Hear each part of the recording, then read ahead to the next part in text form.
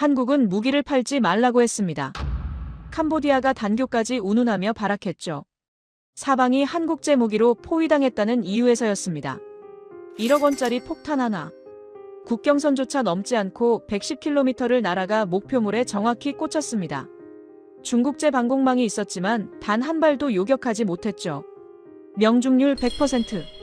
펜타곤이 발칵 뒤집혔습니다. 이거 전쟁 범죄 아닙니까? 자금 세탁 은신처가 날아간 캄보디아는 격분했고 트럼프 대통령은 전 세계를 향해 선언했습니다. 미국과 한국이 함께라면 우리는 전쟁을 끝낼 수 있습니다. 도대체 한국은 어떻게 이런 무기를 만든 걸까요? 딱 1초만요. 좋아요와 구독 꾹 부탁드립니다. 모니터를 다시 켰습니다. 빨간 점 13개, 12개는 명확했습니다. 군사기지, 레이더 시설, 미사일 발사대. 전형적인 군사 표적이었죠. 그런데 마지막 하나가 달랐습니다. 이건 뭐지? 건물 구조부터 이상했습니다. 감시 카메라가 빼곡했고 서버실로 추정되는 공간이 보였습니다. 1m 오차로 정확히 폭격당했다는 건 실수가 아니라는 뜻이었습니다. 누군가 의도적으로 타격 목록에 넣었다는 거죠. 저는 사이먼 클라크입니다. 이곳 지하 3층 무기체계 분석실에서 걸프전, 이라크전, 아프가니스탄까지 수백 번의 전쟁을 해부해 왔죠. 하지만 태국과 캄보디아 국경에서 벌어진 이번 사태는 차원이 달랐습니다. 2025년 12월 9일 새벽 3시 긴급 분석 요청이 떨어졌습니다. 태국 캄보디아 전쟁, 폭격 지점 분석 부탁드립니다. 일상적인 업무였습니다. 전쟁이 끝나면 양측의 타격 정확도를 평가하는 게 제일이니까요. 위성사진을 열었죠. 캄보디아 지도 위에 13개의 빨간 점이 찍혀 있었습니다. 첫 번째 지점. 캄보디아군 제3기갑사단 주둔지 완전히 초토화됐더군요. 두 번째, 장거리 레이더 기지. 안테나가 산산조각 났습니다. 세 번째, 미사일 발사대. 네 번째, 다섯 번째까지 모두 교과서적인 표적 선정이었습니다. 그런데 11번째 지점에서 손이 멈췄습니다. 좌표를 확대했습니다. 시아누크빌 외곽 해안에서 15km 떨어진 지점이었습니다. 건물이 하나 보였는데 군사시설 같지 않았습니다. 군막사는 네모반 듯하고 지휘소는 지하 벙커를 갖추고 있죠. 이 건물은 달랐습니다. 15층짜리 고층 빌딩이었습니다. 외벽에는 감시 카메라가 빼곡했고 옥상에 위성 안테나가 여러 개 설치돼 있었습니다. 통신시설인가? 더 확대했습니다. 창문에 창살이 보였습니다. 모든 층, 모든 창문에요. 감옥? 아니야. 군 구치소도 아니고. 건물 내부 구조를 적외선 영상으로 분석했습니다. 1층은 대형 서버실로 추정되는 공간. 2층부터 14층까지는 작은 방들이 빼곡히 들어차 있었고 각 방마다 책상과 컴퓨터가 보였습니다. 뭐지 이게? 폭격 전후 사진을 비교했습니다. 타격 정확도가 소름 돋을 정도였습니다. 건물 중앙 엘리베이터 샤프트를 정확히 관통했습니다. 오차 1m 이하. 다른 군사시설들과 똑같은 정밀도였습니다. 이건 우연이 아니었습니다. 누군가 이 건물을 정확히 알고 의도적으로 타격 리스트에 포함시켰다는 뜻이었습니다. 손이 떨렸습니다. 30년 경력상 이런 경우는 본 적이 없었습니다. 전쟁 중에 군사시설이 아닌 곳을 폭격하면 국제법 위반입니다. 민간시설 공격은 전쟁 범죄죠. 하지만 이 정밀도는 실수가 아니었습니다. 커피를 한 모금 마셨습니다. 폭탄 잔해 분석 보고서를 열었습니다. 현장에서 수거한 파편들이 사진으로 첨부돼 있었습니다. 날개 조각, 유도장치 파편, 탄두 껍질. 그리고 한 조각을 확대하는 순간 숨이 멎었습니다. 금속 파편에 각인된 글자. 코리아. 한국. 손을 떨며 데이터베이스를 검색했습니다. KGBB 한국형 정밀 유도 폭탄. 사거리 110km. 특징 날개를 펼쳐 활공하며 스스로 목표를 찾아가는 폭탄. 명중률 100%. 말도 안 됩니다.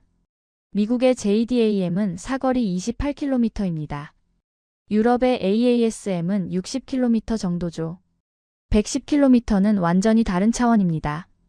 국경을 넘지 않고도 적 깊숙이 타격할 수 있다는 뜻이니까요. 더 놀라운 건 명중률이었습니다. 태국군 훈련 기록을 찾아봤습니다. 2024년 7월부터 실전 배치. 발사된 KGBB 총 47발 중 명중 47발, 명중률 100%. 이게 가능한 거야? 미국 JDAM의 실전 명중률은 85% 정도입니다. 그것도 훌륭한 수치죠. 하지만 100%는 들어본 적이 없었습니다. 더 깊이 파고들었습니다. KGB 가격 약 1억 원. 미국 JDAM 약 2억 5천만 원. 가격은 절반. 사거리는 4배. 명중률은 더 높았습니다. 한국이 언제 이런 걸 만들었지? 제 머릿속 상식이 무너지기 시작했습니다. 30년간 저는 미국 무기가 최고라고 믿어왔습니다. 가끔 유럽 무기가 특정 분야에서 앞서기도 하지만 전체적으로는 미국이 1등이죠. 한국은 훈련용 무기 만드는 나라 아니었나? K9 자주포가 좀 팔린다는 건 알았지만 유도폭탄까지? 다시 위성사진으로 돌아갔습니다. 그 이상한 건물. 창살, 감시 카메라, 서버실. 그리고 1m 오차로 정확히 뚫린 중앙 구조물. 도대체 저게 뭐길래?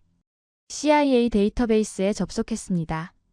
시아누크빌 외곽 건물들에 대한 정보를 검색했습니다. 몇 개의 보고서가 떴습니다. 2024년 3월 작성된 문서를 열었습니다. 제목이 눈에 들어왔습니다. 캄보디아의 불법 스캠 산업 현황. 심장이 빨리 뛰기 시작했습니다. 보고서를 읽어 내려갔습니다. 시아누크빌은 동남아시아 최대 온라인 사기 허브로 성장했다. 중국, 한국, 일본, 동남아 각국을 대상으로 한보이스피싱 조직이 집결해 있다. 피해자들을 납치 감금하여 강제로 사기 범죄에 동원하는 사례가 다수 보고됐다. 캄보디아 정부와 범죄 조직의 유착관계가 의심된다. 손이 떨렸습니다. 다시 위성사진을 봤습니다. 창살이 있는 창문들, 감시 카메라들, 빼곡한 책상과 컴퓨터들. 이곳이 감금시설이었구나. 보고서에 첨부된 사진들을 봤습니다. 탈출한 피해자들의 증언이 있었습니다. 하루 18시간 전화를 걸어야 했어요. 도망치면 폭행당했습니다. 창문은 다 잠겨 있었고 경비원이 24시간 감시했어요. 그중 한 사진에서 멈췄습니다. 한국인 대학생 사진이었습니다. 실종되었다가 시신으로 발견됐죠. 저는 기억합니다. 이때 한국이 움직였고 미국과 영국에서 캄보디아 범죄를 장악한 프린스 그룹에 대한 제재가 들어갔던 그 사건 말입니다. 입이 말랐습니다. 이건 단순한 군사작전이 아니었습니다. 태국군이 전쟁 중에 범죄 단지를 함께 타격한 겁니다. 그것도 1m 오차 없이 정확하게. 왜? 누가 지시한 걸까? 태국 군부? 아니면 다른 누군가? 그리고 왜 하필 한국 무기로? 머릿속이 복잡해졌습니다. 다시 폭격 지점 13곳을 전체적으로 봤습니다.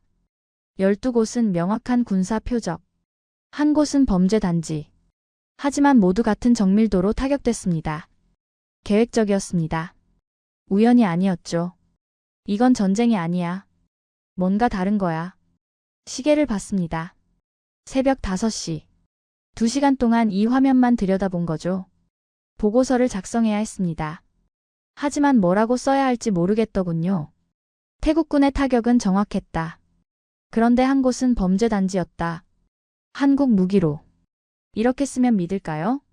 전화기를 들었습니다. 상관에게 전화를 걸었습니다. 존스 장군님, 클라크입니다. 새벽에 무슨 일이야?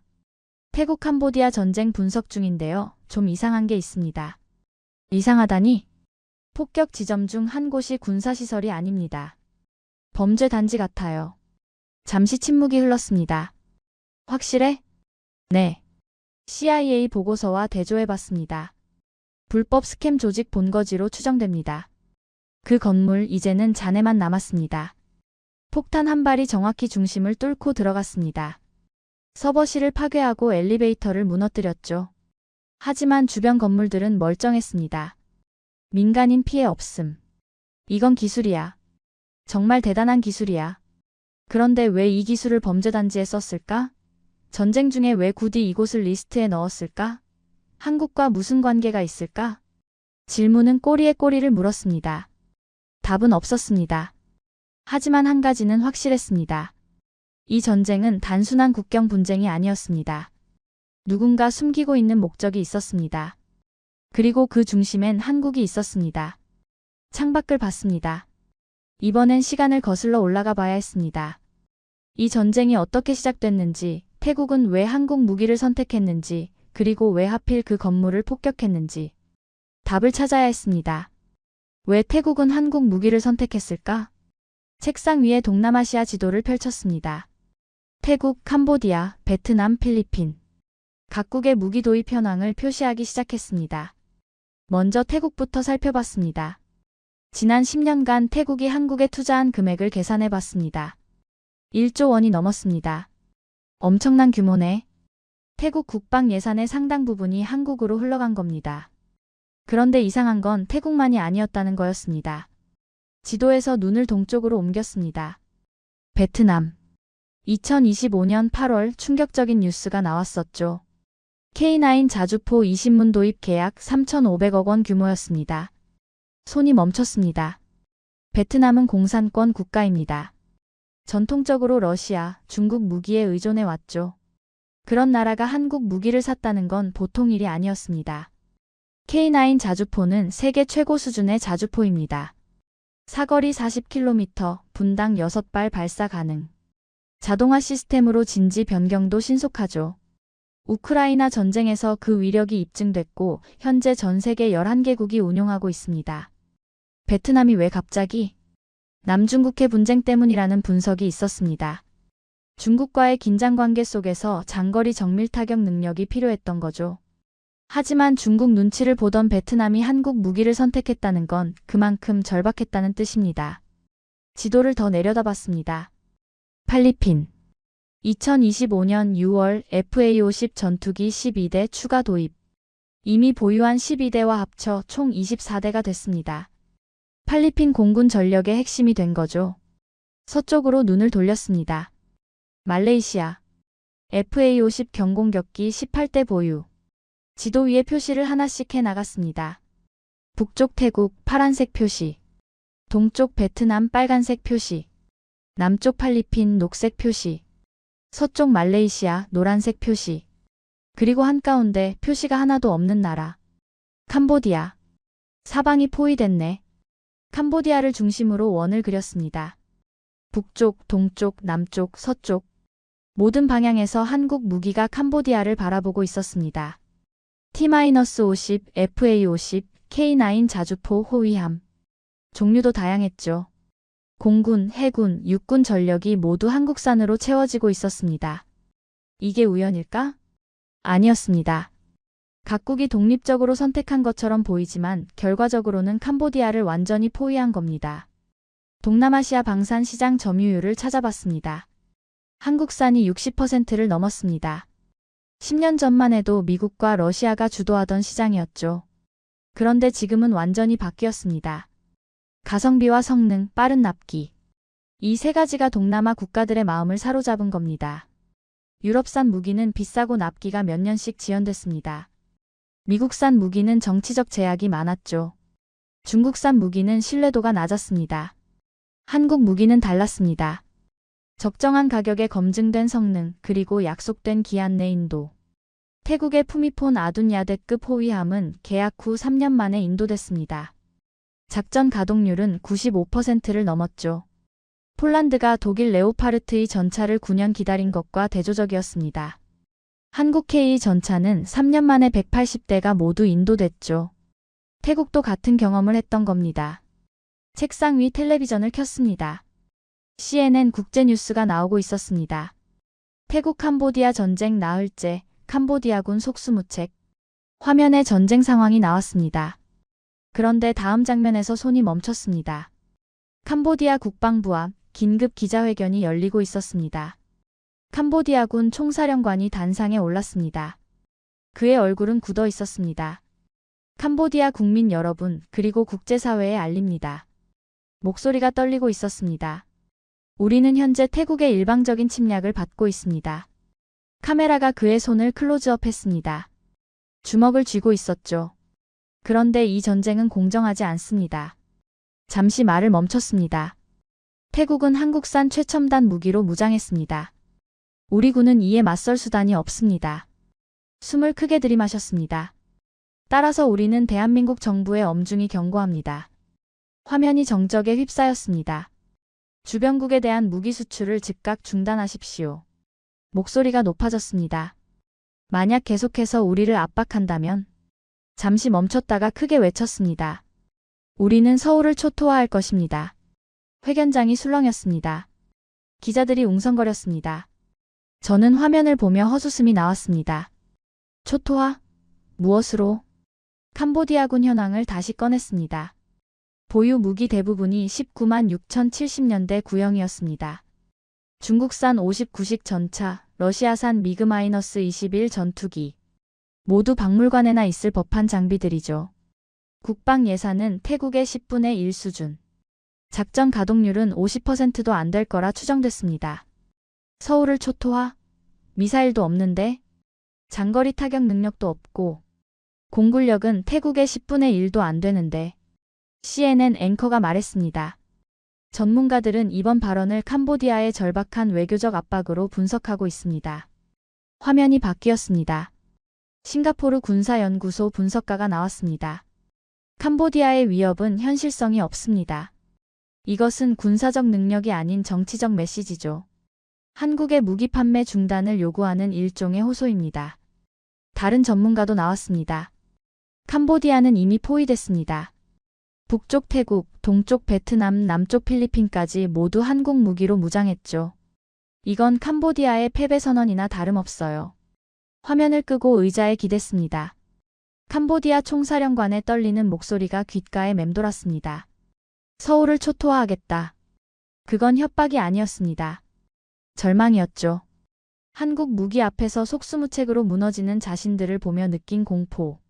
사방이 한국산 무기로 둘러싸인 상황에서 느낀 고립감. 그 모든 게 저 한마디로 터져나온 겁니다. 트위터를 켜봤습니다. 전 세계 반응이 올라오고 있었습니다. 하지만 저는 다르게 봤습니다. 저 협박 속에는 인정이 담겨 있었습니다. 한국 무기의 압도적 성능에 대한 인정. 동남아 전체 판도가 바뀌었다는 인정. 더 이상 맞설 수 없다는 인정. 적이 두려워하는 건 무기 자체가 아니었습니다. 한국이라는 존재 자체였습니다. 지도를 다시 봤습니다. 10년 전만 해도 한국은 동남아에서 존재감이 없었습니다. 방산 수출국 순위에도 들지 못했죠. 그런데 지금은 동남아 국가들이 전력 현대화의 기준으로 한국을 보고 있었습니다. 태국 국방부 장관이 2024년 직접 한국을 방문해 공장을 시찰했습니다. 베트남은 공산권 국가임에도 한국 무기를 선택했죠. 필리핀과 말레이시아는 이미 한국 전투기로 훈련 체계를 바꿨습니다. 그리고 캄보디아만 홀로 남겨진 겁니다. 구형 무기, 낮은 예산, 추락하는 전투력. 사방에서 한국 무기가 자신들을 겨누고 있는 상황. 이게 바로 기술의 힘이구나. 한국은 총 한 발 쏘지 않고도 동남아 군사 질서를 재편했습니다. 무기를 팔았을 뿐인데 지역 전체가 바뀐 거죠. 그리고 그 중심에 KGBB가 있었습니다. 110km 사거리, 1m 오차, 명중률 100%. 이 숫자들이 캄보디아를 절망하게 만든 겁니다. 전화가 울렸습니다. 존스 장군이었습니다. 클라크, 캄보디아 기자회견 봤어? 네, 방금 봤습니다. 어떻게 생각해? 허세죠. 하지만 의미는 있습니다. 어떤 의미? 한국 무기가 동남아 표준이 됐다는 걸 적국조차 인정한 겁니다. 장군이 잠시 침묵했습니다. 계속 분석해. 이건 단순한 지역 분쟁이 아니야. 알겠습니다. 전화를 끊고 창밖을 봤습니다. 워싱턴의 밤하늘에 별이 떠 있었습니다. 30년 군 생활 동안 저는 미국이 세계 최강이라고 믿었습니다. 지금도 그렇죠. 하지만 이 순간 새로운 플레이어가 떠오르고 있었습니다. 조용히 그러나 확실하게. 동남아를 시작으로 세계를 바꾸고 있었습니다. 지도를 접었습니다. 이제 더 깊이 파고들어야 할 시간이었습니다. 캄보디아는 가만히 있지 않았습니다. 전쟁 나흘째 되던 날 긴급 군사회의가 열렸습니다. 국경 근처로 모든 전력을 집결시키기 시작했죠. 위성사진에 그 움직임이 포착됐습니다. VT4 전차 20대가 국경으로 이동하고 있었습니다. 중국산 3세대 주력 전차였습니다. 125mm 활강포를 장착한 현대식 전차죠. 캄보디아군의 자랑이었습니다. 그뿐만이 아니었습니다. HQ-12 방공 미사일 시스템이 전개됐습니다. 중거리 지대공 미사일로 사거리가 50km에 달했습니다. 레이더 안테나가 하늘을 향해 돌아가기 시작했습니다. 이번엔 요격하겠다는 거네. 캄보디아군 지휘부의 의도가 보였습니다. 지난 공습에서 속수무책으로 당했으니 이제는 방공망을 구축한 겁니다. HQ-9 미사일 시스템도 배치됐습니다. 구형이긴 하지만 숫자로 밀어붙이겠다는 전략이었죠. 중국 군사자문단도 현장에 투입됐습니다. 위성사진에서 중국군 차량 5대가 확인됐습니다. 중국이 직접 나섰네. 캄보디아 혼자서는 안 되니 중국의 도움을 요청한 거죠. HQ-12 운용 지도, 전술 자문, 정보 분석. 중국 자문단이 캄보디아군을 실시간으로 지원하기 시작했습니다. 펜타곤 상황실에도 긴장감이 돌았습니다. 태국이 다시 공습하면 이번엔 요격당할 수도 있습니다. 분석관 한 명이 말했습니다. HQ-12는 검증된 무기니까요. 중국이 수출한 방공 시스템 중에서 가장 성능이 좋은 축에 속했습니다. 하지만 저는 고개를 저었습니다. 글쎄요. KGBB는 다를 겁니다. 왜 그렇게 생각하세요? 사거리가 110km예요. HQ-12 사거리 밖에서 투하할 수 있습니다. 동료가 미간을 찌푸렸습니다. 그래도 활공하면서 접근하잖아요. 그때 잡을 수 있죠. 레이더가 잡을 수 있을까요?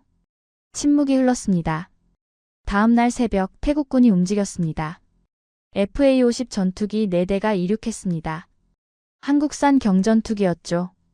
T-50 훈련기를 기반으로 만든 다목적 전투기입니다. 가볍고 빠르고 정밀했습니다. 편대는 국경선에서 80km 떨어진 지점까지만 접근했습니다. 캄보디아 영공에는 들어가지 않았습니다. 그리고 KGBB를 투하했습니다. 네 발의 폭탄이 날개를 펼쳤습니다. 활공하기 시작했습니다. 위성으로 그 장면을 실시간 추적했습니다. 폭탄들이 마치 새처럼 하늘을 가르며 날아갔습니다. 100km를 향해서요. 캄보디아 방공망 상황실에서는 패닉이 시작됐습니다. 레이더에 안 잡혀요. HQ-12 운용병이 외쳤습니다. 화면에는 아무것도 나타나지 않았습니다. 중국 자문관이 달려왔습니다. 불가능해. 다시 확인해봐. 레이더를 재가동했습니다. 주파수를 바꿔가며 스캔했습니다. 여전히 아무것도 안 잡혔습니다. 고도를 낮춰서 날아오는 건가? 아니요, 고도는 정상입니다. 그런데 신호가. 운용병의 목소리가 떨렸습니다. 너무 작아요. 미사일인지 새인지 구분이 안 됩니다. KGBB의 레이더 반사 면적이 극도로 작았던 겁니다. 스텔스는 아니지만 작은 크기와 활공 방식 때문에 탐지가 어려웠죠. 30초가 지났습니다. 갑자기 폭발음이 들렸습니다. 첫 번째 목표물이 명중당한 거였습니다. VT-4 전차 한 대가 불길에 휩싸였습니다. 포탑이 날아갔죠. 뭐야? 어디서 날아온 거야? 두 번째 폭발. 옆에 있던 전차가 또 터졌습니다. 세 번째. 네 번째. 30초 간격으로 폭탄이 떨어졌습니다. HQ-12 레이더는 끝내 아무것도 잡지 못했습니다. 중국 자문관이 무전기를 집어던졌습니다. 이건 말도 안 돼. 그의 얼굴이 새하얗게 질렸습니다. 20년 넘게 중국 방공 시스템을 운용해 왔지만 이런 경우는 처음이었죠. 요격률 0%. 단 한 발도 막지 못했습니다. 지휘소에서도 비상이 걸렸습니다. HQ-12가 무용지물이야. 어떻게 된 거야? 사령관이 소리쳤습니다. 참모가 떨리는 목소리로 보고했습니다. 적 전투기는 국경선 밖에 있습니다. 우리 영공에 들어오지도 않았어요. 그럼 폭탄이 어떻게? 혼자 날아왔습니다. 100km를요? 사령관이 주저앉았습니다. 그날 오후 두 번째 공습이 있었습니다. 이번에는 목표가 달랐습니다. HQ-12 레이더 기지 자체를 타격한 겁니다. 캄보디아군은 또다시 요격을 시도했습니다. 미사일을 발사했습니다. 하지만 빗나갔습니다. KGBB는 너무 작고 너무 낮고 너무 정확했습니다. 레이더 안테나가 폭발했습니다. 장비가 모두 파괴됐죠. 이제 캄보디아에는 방공망이 없었습니다. 세 번째 공습은 로켓 발사 기지를 겨냥했습니다. 캄보디아군이 태국을 공격할 때 쓰던 바로 그 기지였습니다. KGBB 6발이 투하됐습니다. 6발 모두 명중했습니다. 로켓 발사대 셋, 탄약고 둘, 지휘 벙커 한 곳. 모두 잔해가 됐습니다. 펜타곤 상황실에서 저는 숨도 제대로 쉬지 못했습니다. 명중률 100%. 믿을 수가 없었습니다. 실전에서 이런 수치는 본 적이 없었거든요. 미국 JDAM도 85% 정도입니다. 그것도 훌륭한 수치죠. 하지만 100%는 이론상으로만 가능한 수치였습니다. 그런데 KGBB는 해냈습니다. 발사된 47발, 명중 47발. 단 한 발도 빗나가지 않았습니다. CNN 속보가 떴습니다. 캄보디아군 방공망 완전 무력화. 중국산 무기 체계 붕괴.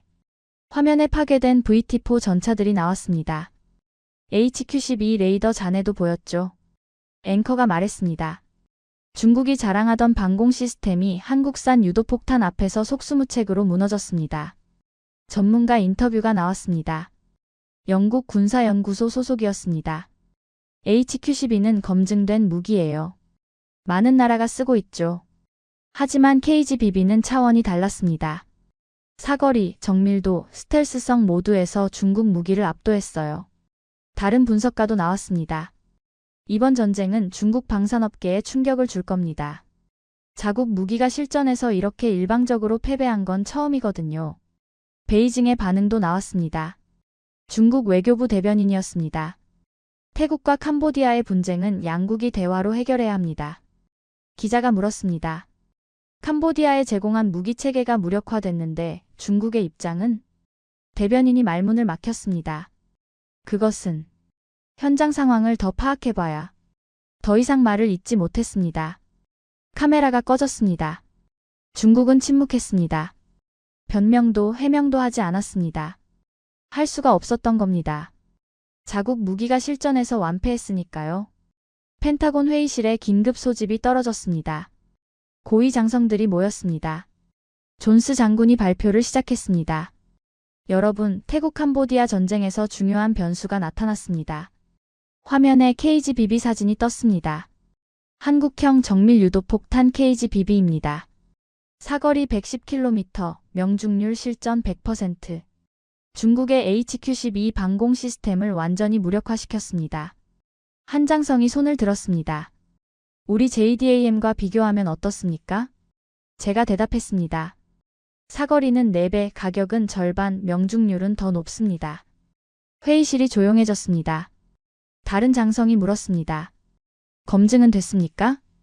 태국군이 2024년 7월부터 실전 배치했고 이번 전쟁에서 완벽히 입증됐습니다. 그럼 우리도 도입을 검토해야 하는 거 아닙니까? 존스 장군이 고개를 저었습니다. 그 전에 파악해야 할 게 있습니다. 뭡니까? 왜 한국이 이런 무기를 만들었는지. 그리고 장군이 화면을 바꿨습니다. 위성사진이 나왔습니다. 왜 이 건물을 폭격했는지 말입니다. 바로 제가 처음 발견한 그 범죄단지 건물이었습니다. 회의실에 긴장감이 돌았습니다. 저는 자리에서 일어났습니다. 이 건물은 군사시설이 아닙니다. 확대된 사진을 가리켰습니다. 감시 카메라, 서버실, 창살. 전형적인 불법 시설 구조입니다. 그런 곳을 왜 폭격합니까? 그게 바로 우리가 파악해야 할 핵심입니다. 장군이 말했습니다. CIA에 추가 정보를 요청했습니다. 곧 들어올 겁니다. 회의가 끝났습니다. 복도를 걸으며 생각에 잠겼습니다. 중국 무기가 무너졌습니다. 한국 무기가 압도했죠. 하지만 진짜 의문은 따로 있었습니다. 왜 범죄단지를 폭격했을까? 누가 그 결정을 내렸을까? 한국과 무슨 관계가 있을까? 사무실로 돌아왔습니다.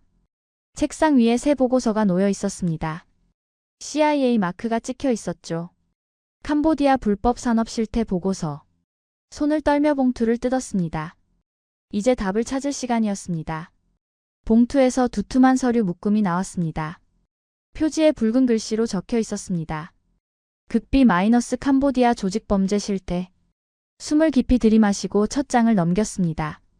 시아누쿠빌 동남아시아 최대 범죄 허브. 부제가 눈에 들어왔습니다. 정부군부범죄 조직 삼각 유착의 실체. 손이 떨렸습니다.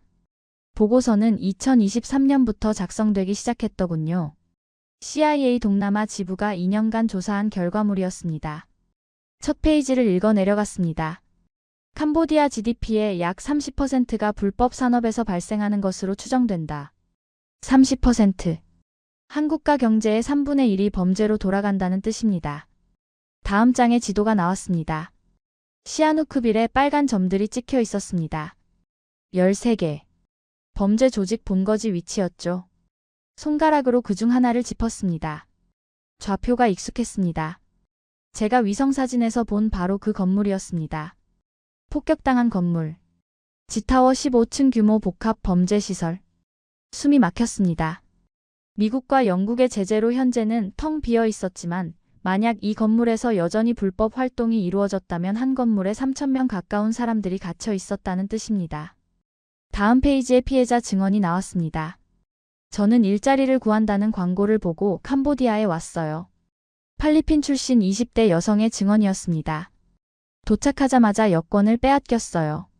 건물에 감금됐고 하루 18시간 전화를 걸어야 했습니다. 한국, 중국, 일본 사람들에게 전화해서 돈을 요구하는 일이었어요. 거부하면 폭행당했습니다. 3개월 만에 탈출했지만 아직도 악몽을 꿉니다. 다음 증언. 미얀마 출신 남성이었습니다. 저는 6개월간 갇혀 있었습니다. 탈출을 시도했다가 지하 감금실에 2주간 갇혔어요. 다음 섹션 제목이 보였습니다. 정부 마이너스 범죄 유착관계. 내용이 충격적이었습니다. 캄보디아 정부 고위층 다수가 범죄 조직과 연결되어 있다. 시아누크빌 지역 경찰의 80%가 범죄 조직으로부터 금품을 받는 것으로 추정된다. 군부 일부도 범죄시설 보호에 가담하고 있다. 증거 사진들이 첨부되어 있었습니다. 캄보디아 경찰이 범죄단지 입구를 지키는 모습. 군 차량이 범죄 조직 인사를 호송하는 장면. 정부 고위 관료가 범죄단지 대표와 악수하는 사진. 이건 국가가 아니야. 중얼거렸습니다. 범죄 조직이 국가를 점령한 거야. 머리가 복잡했습니다. 이제 퍼즐 조각들이 맞춰지기 시작했습니다. 전쟁 중에 군사시설이 아닌 곳을 폭격한 이유. 그곳은 국제사회가 손댈 수 없던 범죄의 심장이었습니다. 외교로도, 법으로도, 압박으로도 건드릴 수 없었던 곳. 그런데 전쟁이 터졌습니다. 전화기를 집어들었습니다. CIA 동남아 지부로 전화를 걸었습니다. 여보세요. 분석관 클라크입니다. 무슨 일이십니까? 지타워 보고서 받았습니다. 추가 정보가 필요한데요. 어떤 정보요? 이 건물이 폭격당한 게 12월 8일 맞죠? 네, 맞습니다. 폭격 이후 상황은 어떻습니까? 잠시 침묵이 흘렀습니다. 건물은 완전히 파괴됐습니다. 인명피해는? 남아있던 범죄 조직원 약 6명 사망 추정. 대부분 이미 대피한 것으로 보입니다. 전화를 끊었습니다.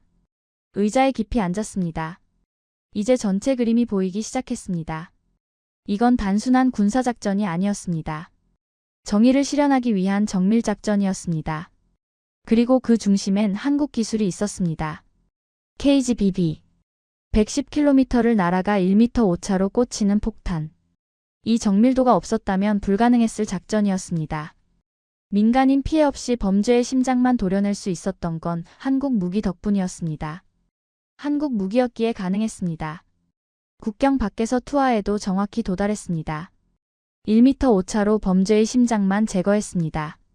주변 민간인은 한 명도 다치지 않았죠. 책상 위 전화가 울렸습니다. 존스 장군이었습니다. 클라크, CIA 보고서 봤어? 네, 방금 다 읽었습니다. 어떻게 생각해? 잠시 침묵했습니다. 그리고 천천히 대답했습니다. 이건 전쟁이 아니었습니다. 정의를 실현하기 위한 작전이었습니다. 무슨 말이야? 태국은 전쟁을 이용해서 범죄 단지를 제거한 겁니다. 그럴 리가. 증거가 있습니다. 피해자들이 사전 대피했어요. 민간인 피해도 없었고요. 장군이 한숨을 쉬었습니다. 그럼 이건 계획된 거였다는 말이야? 네. 그리고 한국 무기가 없었다면 불가능했을 겁니다. 정밀도 때문입니다. KGBB만이 이런 작전을 가능하게 만들었어요. 긴 침묵이 흘렀습니다. 내일 아침 브리핑 준비해. 전화를 끊고 창밖을 봤습니다. 워싱턴의 밤하늘에 별이 떠 있었습니다. 30년 동안 저는 전쟁을 분석해 왔습니다. 승자와 패자를 가렸죠. 전략과 전술을 평가했습니다. 하지만 이번은 달랐습니다. 이건 전쟁 분석이 아니었습니다. 정의의 집행을 목격한 거였습니다. 한국 무기가 단순한 살상 도구가 아니라 정의를 구현하는 수단이 될 수 있다는 걸 본 겁니다. 범죄자만 제거하고 무고한 사람은 지킨다. 국경을 넘지 않고도 악을 응징한다. 이게 바로 기술의 진짜 힘이었습니다. 캄보디아는 무너지고 있었습니다. 매일 밤 폭격이 계속됐습니다. HQ-12는 단 한 발도 요격하지 못했습니다. VT-4 전차는 절반이 파괴됐죠. 캄보디아군 사기는 바닥을 쳤습니다. 저는 매일 아침 위성사진을 확인했습니다. 새로운 파괴 지점들이 계속 늘어났죠. 군사기지, 통신시설, 보급창. 모두 정확히 타격당했습니다. KGBB의 명중률은 여전히 100%였습니다. 그런데 이상한 게 하나 있었습니다. 베이징이 너무 조용했습니다. 중국 외교부 홈페이지를 매일 확인했습니다. 태국 캄보디아 전쟁 관련 성명이 딱 한 번 나왔습니다. 양국의 평화적 대화를 촉구한다. 그게 전부였습니다. 자국 무기가 실전에서 참패했는데도 말이죠. 보통이라면 변명이라도 했을 겁니다. 현지 운용 미숙, 전술적 실수 같은 거요. 하지만 아무 말도 없었습니다. 중국 국영방송도 이 전쟁을 거의 다루지 않았습니다. 뉴스 시간에 30초 정도만 할애했죠. 태국과 캄보디아 국경에서 충돌이 계속되고 있다. 그리고 바로 다음 뉴스로 넘어갔습니다. HQ-12 실패는 한마디도 안 나왔습니다. VT-4 파괴 소식도 없었죠. 완전히 묵살한 겁니다. 반면 서방 언론은 난리였습니다. CNN이 특집 방송을 편성했습니다. 한국 무기의 부상, 중국 방산의 위기. 영국 BBC도 비슷한 제목으로 보도했죠. 중국제 무기 실전에서 한국제의 완패. 로이터는 더 직설적이었습니다. HQ-12 요격률 0%, KGBB 명중률 100%. 숫자가 전부를 말해줬습니다. 군사 전문 매체들도 들끓었습니다. 제인스 디펜스가 긴급 분석 기사를 냈습니다. KGBB는 게임 체인저다. 사거리 110km는 전술적 혁명이다. 중국 방공 시스템의 한계가 드러났다. 독일 방산 전문지도 비슷한 논조였습니다. 한국이 정밀 유도무기 시장에 새로운 표준을 제시했다. 전 세계 방산업계가 주목하기 시작했습니다. 폴란드 국방부가 한국에 문의를 넣었다는 소문이 돌았습니다. 루마니아도 관심을 보인다고 했죠. 심지어 사우디아라비아도 접촉했다는 얘기가 나왔습니다. 한국 방산업체 주가가 연일 치솟았습니다. 한화에어로스페이스, 한국항공우주산업 모두 역대 최고치를 경신했습니다. 반면 중국 방산업체들은 주가가 떨어졌죠. 투자자들이 불안해하기 시작한 겁니다. 실전에서 졌는데 이 무기를 누가 사겠어? 당연한 반응이었습니다. 무기는 카탈로그 스펙이 중요한 게 아닙니다. 실전에서 작동하느냐가 전부죠. 그런데 HQ-12는 실전에서 한 발도 못 막았습니다. VT-4는 일방적으로 파괴됐고요. 이건 치명적이었습니다. 패닉 상태였던 거죠. 자신들이 자랑하던 무기가 무너졌으니까요. 캄보디아 상황은 더 심각했습니다. 수도 푸놈펜에서 긴급 국무회의가 열렸습니다. 캄보디아 국방장관이 보고했습니다. 현재 전력으로는 태국을 막을 수 없습니다. HQ-12는 무용지물이고 VT-4는 절반이 파괴됐습니다. 사기는 바닥이고 탈영병이 속출하고 있습니다. 총리가 물었습니다. 중국에 추가 지원을 요청할 수 없나? 이미 3차례 요청했으나 답이 없습니다. 베이징이 우리를 포기한 것 같습니다. 회의실이 조용해졌습니다. 중국은 캄보디아의 오랜 우방이었습니다. 경제 원조도 해주고 무기도 팔아줬죠. 하지만 자국 무기가 망신당하자 슬그머니 뒤로 빠진 겁니다. 캄보디아 군부 내에서 불만이 터져나왔습니다. 중국 무기를 믿었던 게 실수였어. 차라리 한국 무기를 샀어야 했어. 하지만 이미 늦었습니다. 전쟁은 계속됐고 캄보디아는 밀리고 있었죠. 국경 마을 주민들이 대피하기 시작했습니다. 난민이 속출했습니다. 캄보디아 내부에서 반정부 시위가 일어났죠. 왜 이런 전쟁을 시작했느냐? 중국 무기는 쓰레기다. 정부는 책임져라. 푸놈펜 시내에 수천 명이 모였습니다.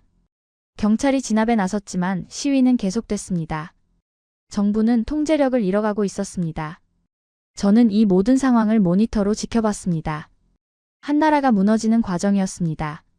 군사적 패배가 정치적 위기로 번진 거죠. 그리고 그 중심엔 무기가 있었습니다.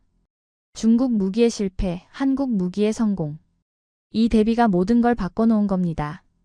펜타곤 회의실에 또 소집이 떨어졌습니다. 이번엔 국방부 장관까지 참석했습니다. 심각한 안건이라는 뜻이었죠. 장관이 입을 열었습니다. 여러분, 우리는 중요한 변화를 목격하고 있습니다. 숫자가 극명하게 바뀌었습니다. 한국이 1위로 올라선 겁니다. 한장성이 손을 들었습니다. 이게 사실입니까? 국방정보국 분석 결과입니다. 10년 만에 이렇게 바뀔 수가 있나요? 장관이 고개를 끄덕였습니다. 가능합니다. 그리고 실제로 일어났죠. 다른 화면이 떴습니다. 한국 무기 수출 계약 목록이었습니다. 태국, 베트남, 필리핀, 말레이시아, 인도네시아. 계약 금액이 수십억 달러에 달했습니다. 문제는 이게 끝이 아니라는 겁니다. 장관이 말했습니다. 폴란드, 루마니아, 사우디까지 한국과 접촉하고 있습니다.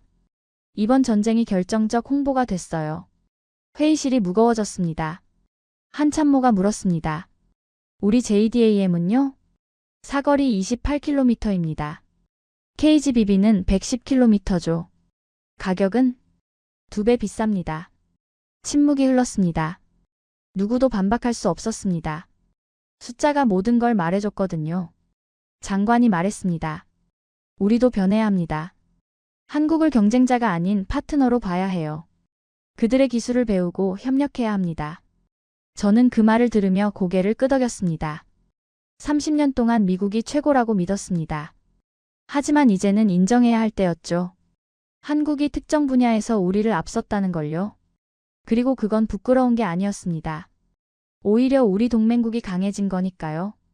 회의가 끝나고 복도를 걸었습니다. 창밖으로 워싱턴의 하늘이 보였습니다. 구름 사이로 햇빛이 비쳤습니다. 변화는 이미 시작됐습니다. 중국은 침묵했고 캄보디아는 무너졌죠. 한국은 조용히 떠올랐습니다. 그리고 세상이 그걸 지켜보고 있었습니다. 마침내 백악관이 움직였습니다. 트럼프 대통령이 기자회견을 소집했습니다. 전 세계 언론이 몰려들었죠. 저도 펜타곤에서 생중계를 지켜봤습니다. 트럼프가 단상에 올랐습니다. 그의 표정은 자신감으로 가득했습니다. 신사숙녀 여러분, 좋은 소식이 있습니다. 카메라 플래시가 터졌습니다. 태국과 캄보디아의 분쟁 곧 끝날 겁니다. 기자들이 웅성거렸습니다. 저는 오늘 오후 양국 정상과 전화통화를 할 예정입니다. 평화협정을 중재할 것입니다. 한 기자가 손을 들었습니다. 각하, 어떻게 그렇게 확신하십니까? 트럼프가 웃었습니다. 제가 이미 한 번 해냈으니까요. 화면이 바뀌었습니다. 2025년 10월 말 쿠알라룸푸르 사진이 나왔습니다. 태국과 캄보디아 외교장관이 악수하는 장면이었죠. 트럼프가 그 뒤에 서 있었습니다. 지난 10월 저는 이 두 나라를 평화 테이블로 이끌었습니다. 휴전협정이 체결됐죠. 물론 그게 오래가지 못했지만 잠시 멈췄다가 말을 이었습니다. 이번에는 다릅니다. 이번에는 더 강력한 파트너가 있으니까요. 기자들이 메모하기 시작했습니다. 누구를 말씀하시는 겁니까? 트럼프가 활짝 웃었습니다. 대한민국입니다. 회견장이 술렁였습니다. 한국이 보여준 것은 단순한 무기가 아닙니다. 그들은 전쟁의 룰을 바꿨어요. 정밀하고 효과적이고 정의로운 방식으로요. 손짓을 크게 하며 말했습니다. 미국과 한국이 함께라면 우리는 평화를 만들 수 있습니다. 전쟁을 멈출 수 있어요. 카메라가 트럼프의 얼굴을 클로즈업했습니다. 한국은 이제 우리의 핵심 파트너입니다. 그들 없이는 이 지역 평화가 불가능해요. 저는 화면을 보며 숨을 멈췄습니다. 미국 대통령이 한국을 이렇게 직접적으로 언급한 건 처음이었습니다. 그것도 평화의 파트너로요. 회견이 끝나자마자 국제 반응이 터져나왔습니다. 일본 관방장관 긴급 기자회견. 미일 동맹이 아시아 평화의 기반입니다. 목소리에 불편함이 묻어났습니다. 한국과의 협력도 중요하지만 일본의 역할도. 말끝을 흐렸습니다. 누가 봐도 당황한 티가 났죠. 중국 외교부는 더 노골적이었습니다. 대변인이 단상에 섰습니다. 미국의 일방적인 개입은 지역 안정에 도움이 안 됩니다. 관련국들이 자주적으로 해결해야 합니다. 기자가 물었습니다. 한국을 평화 파트너로 지목한 것에 대해서는요? 대변인이 잠시 말을 잃었습니다. 그것은 미국의 판단이니 더 이상 말하지 못했습니다. 화면이 꺼졌습니다. 베이징이 완전히 당황한 겁니다. 자신들이 동남아 영향력의 중심이라고 생각했는데 갑자기 한국이 튀어나온 거예요.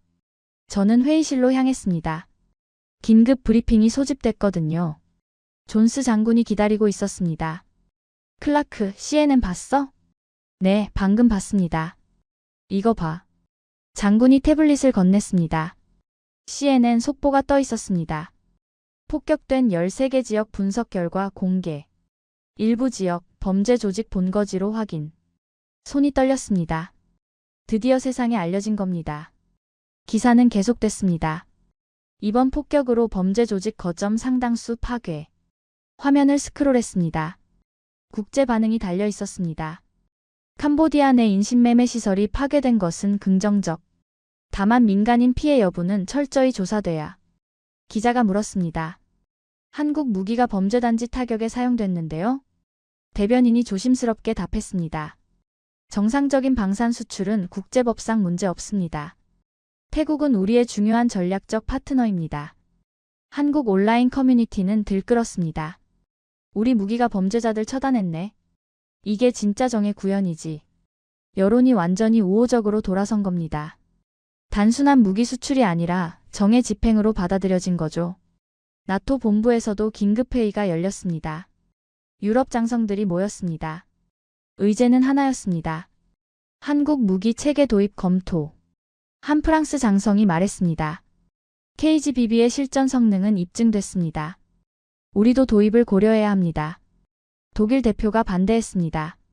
유럽 방산업계를 생각해야 합니다. 하지만 폴란드 대표가 끼어들었습니다. 업계보다 실전 능력이 우선입니다. 우리는 이미 한국 K 전차로 만족했습니다. KGBB도 검토할 겁니다. 회의는 결론 없이 끝났습니다. 하지만 분위기는 확실히 바뀌었습니다. 한국을 무시할 수 없는 상황이 된 거죠. 저는 사무실로 돌아왔습니다. 책상 위에 새 이메일이 와 있었습니다.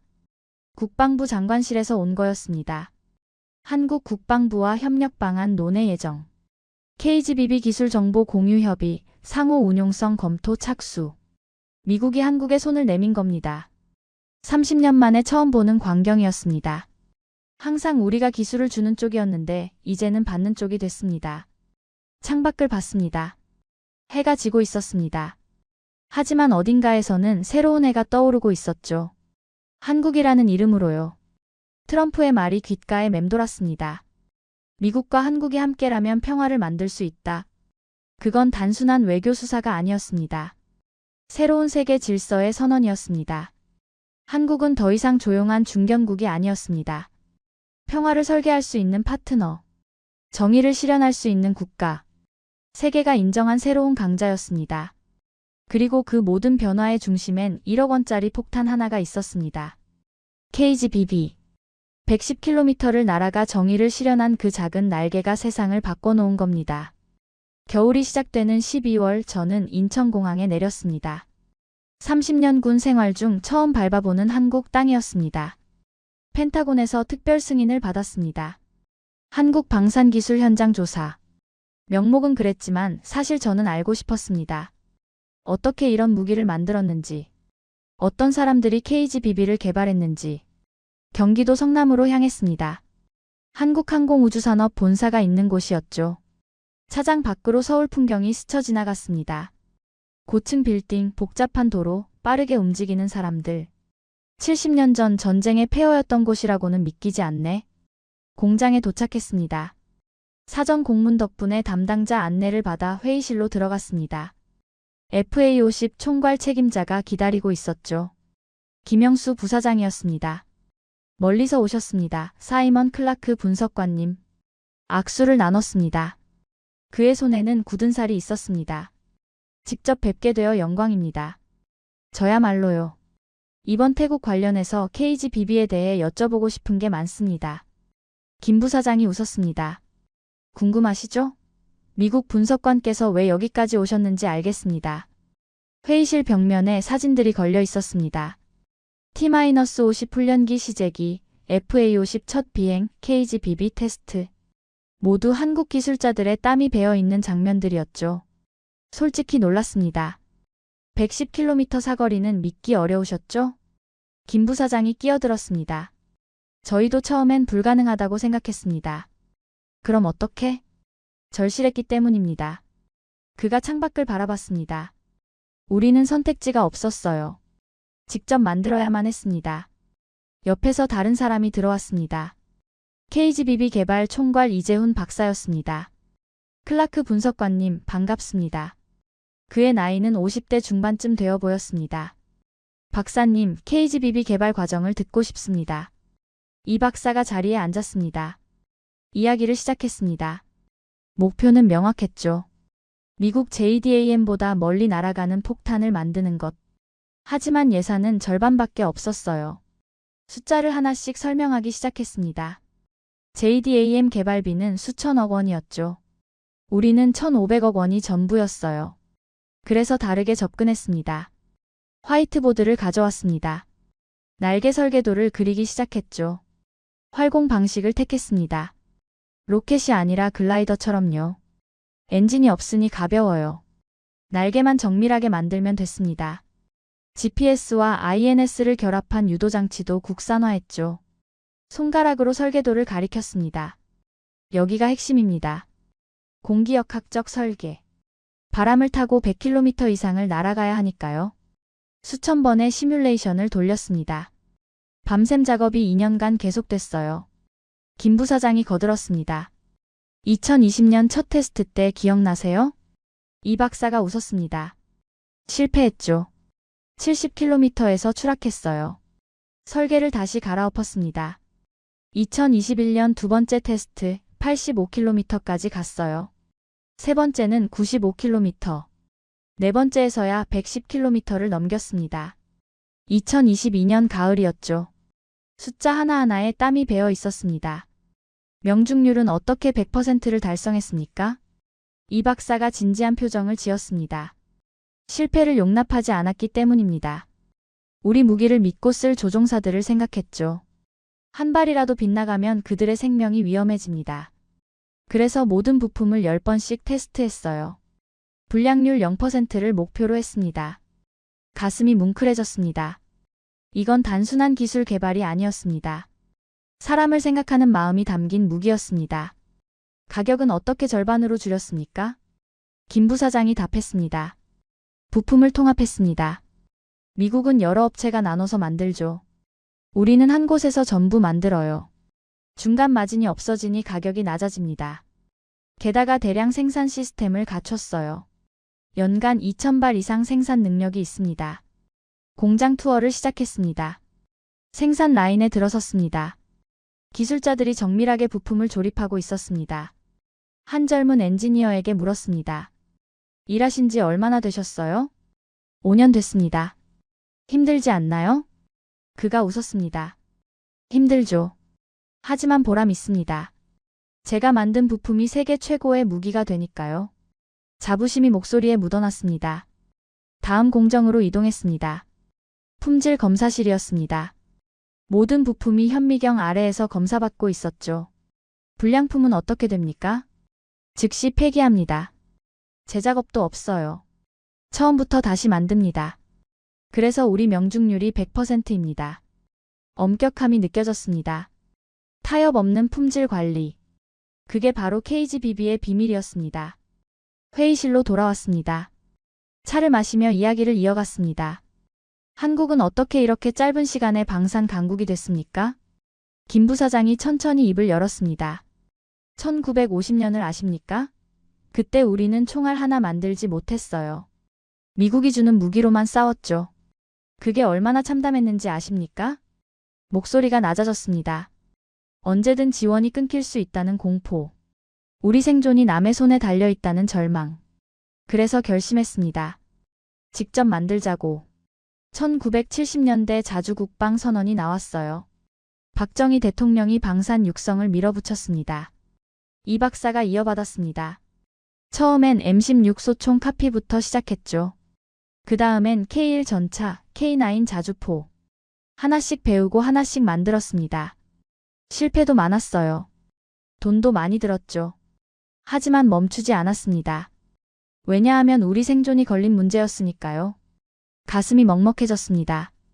이건 단순한 산업 육성이 아니었습니다. 국가 생존 전략이었습니다. T-50 훈련기는 어떻게 만들었습니까? 김 부사장이 벽면 사진을 가리켰습니다.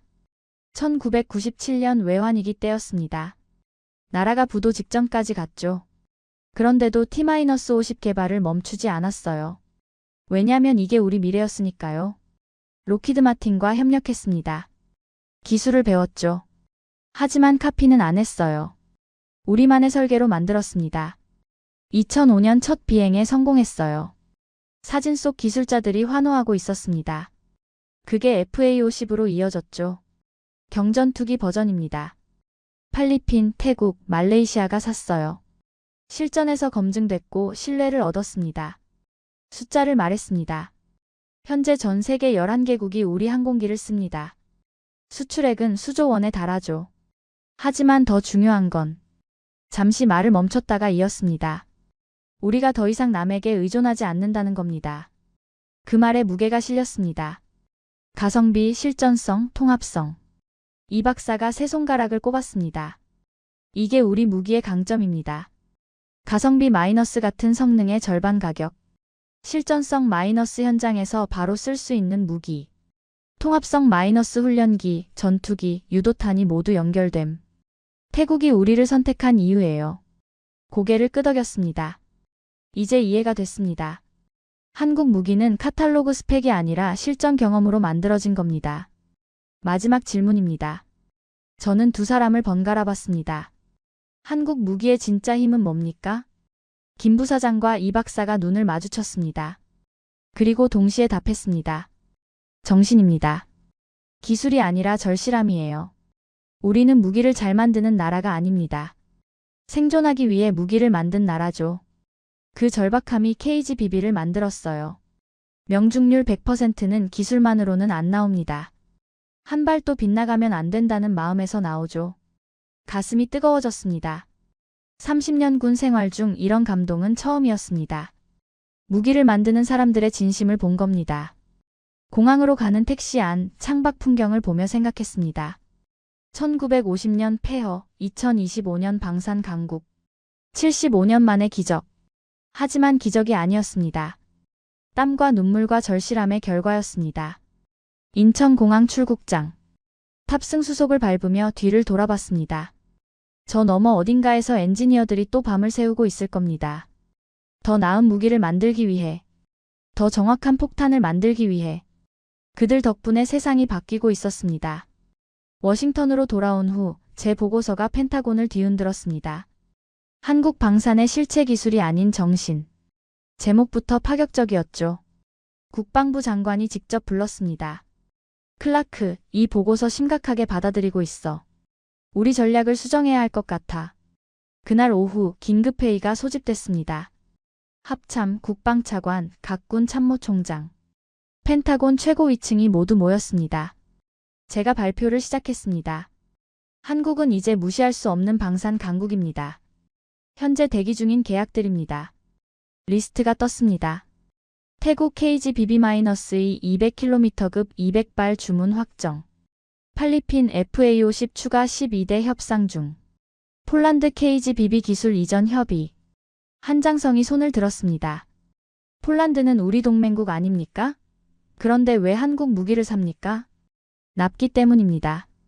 한국은 주문 후 6개월이지만 미국은 최소 18개월이 걸립니다. 침묵이 흘렀습니다. 속도가 경쟁력입니다. 한국은 빠르고 정확하고 저렴해요. 우리는 느리고 비싸고 복잡합니다. 국방차관이 물었습니다. 그럼 우리는 어떻게 해야 합니까? 경쟁보다 협력입니다. 한국을 경쟁자가 아닌 파트너로 봐야 합니다. 회의가 끝났습니다. 복도에서 존스 장군이 다가왔습니다. 근데 정말 믿어요? 한국이 우리를 앞섰다는 걸? 저는 고개를 끄덕였습니다. 특정 분야에서는 그렇습니다. 인정하기 쉽지 않을 텐데. 30년 동안 미국이 최고라고 믿었죠. 하지만 현실을 봐야 합니다. 숫자가 거짓말하지 않아요. 장군이 어깨를 두드렸습니다. 내 보고서 덕분에 우리 전략이 바뀔 거야. 그날 밤 브뤼셀에서 긴급 전문이 왔습니다. 나토 본부였습니다. 긴급회의가 열렸다는 내용이었죠. 의제 한국 요인 분석. 유럽이 긴장하고 있었습니다. 자신들의 텃밭이 흔들리고 있었으니까요. 다음 날 아침 새로운 소식이 들려왔습니다. 미 육군 참모총장 발언. 차기 정밀 유도무기 도입 시 한국산도 고려할 것. 기자가 물었습니다. JDAM을 대체한다는 뜻입니까? 대체가 아니라 보완입니다. 한국 KGBB의 장거리 능력은 우리에게 없는 것이니까요. 이건 역사적 발언이었습니다. 미군이 동맹국 무기를 정식으로 도입 검토한다는 뜻이었으니까요. 주가가 또 치솟았습니다. 한화 에어로스페이스가 상한가를 쳤습니다. 투자자들이 몰려들었죠. 이제 한국 방사는 안전자산이야. 실전에서 검증됐잖아. 신뢰가 돈으로 바뀌고 있었습니다. 태국에서 뉴스가 날아왔습니다. KGBB-2 도입 확정. 200km급 장거리 버전이었습니다. 200발 계약, 금액 2,500억 원, 2026년 상반기 인도 목표. 진화하고 있었습니다. 한국은 멈추지 않았습니다. 계속 개선하고 계속 발전시켰죠. 필리핀도 움직였습니다. FA50 추가 계약. 베트남은 K9 자주포 50문 추가 주문. 동남아 전체가 한국 무기로 재무장하고 있었습니다. 그리고 그 여파는 전 세계로 퍼졌습니다. 창밖을 봤습니다. 워싱턴에 눈이 내리고 있었습니다. 하얀 눈이 펜타곤 건물을 덮었습니다. 저는 30년 전을 떠올렸습니다. 첫 출근하던 날. 미국이 세계 최강이라고 믿었던 그날. 그리고 지금 세상이 바뀌었습니다. 미국은 여전히 강했습니다. 하지만 이제 혼자가 아니었습니다. 한국이라는 파트너가 생긴 겁니다. 책상 위 지구본을 돌렸습니다. 태평양 너머 작은 반도. 그곳에서 시작된 변화가 세상을 흔들고 있었습니다. 1억 원짜리 폭탄. 110km를 날아가는 작은 날개. 그게 군사 질서를 재편했습니다. 중국은 침묵했고 유럽은 긴장했죠. 미국은 인정했습니다. 그리고 세계는 이제 한국을 기준으로 무기를 평가하기 시작했습니다. 가성비는 한국만큼 나오는가? 실전성은 검증됐는가? 납기는 지킬 수 있는가? K-스탠더드. 새로운 표준이 생긴 겁니다. 모니터를 켰습니다. 마지막 보고서를 작성하기 시작했습니다. 태국 캄보디아 전쟁 최종 분석. 결론을 쓰기 시작했습니다. 이 전쟁은 단순한 국경 분쟁이 아니었다. 기술 문명의 전환점이었다. 한국은 무기가 아니라 정의를 수출하기 시작했다. 손을 멈추고 마지막 문장을 생각했습니다. 그리고 천천히 타이핑했습니다. 한국을 중심으로 재편되고 있다. 저장 버튼을 눌렀습니다. 30년 군 생활의 마지막 보고서. 그리고 아마도 가장 의미 있는 보고서. 새로운 시대가 밝아오고 있었습니다. 1억 원짜리 폭탄이 만든 새로운 세상. 그 세상에서 한국은 더 이상 조용한 나라가 아니었습니다. 세계가 주목하는 기준. 정의를 실현하는 힘. 그리고 평화를 설계하는 파트너. 저는 의자에서 일어났습니다. 퇴근 시간이었습니다. 하지만 어딘가에서는 새로운 이야기가 시작되고 있을 겁니다. 한국이라는 이름으로요. 1억 원짜리 폭탄 하나가 세상을 바꿨습니다. 110km를 날아가 정의를 실현한 작은 날개. KGBB는 단순한 무기가 아니었습니다.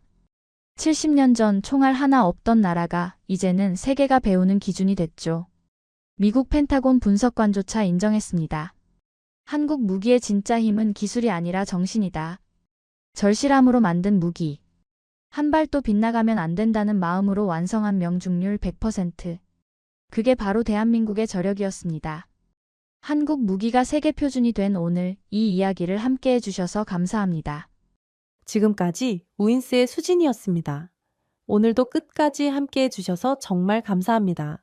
수진이랑 우인스 다음에도 함께 해요. 오늘도 행복한 하루 되세요. 사랑합니다. 우인스 우리들의 이야기 작은 꿈도 커지는 이 순간 웃으며 함께 나가요 모두의 마음이 크게 울려요 당신만의 감동 이야기가 늘 당신 곁에서 따뜻한 순간으로 남길 바랍니다. 다음에도 따뜻한 이야기로 다시 찾아올게요.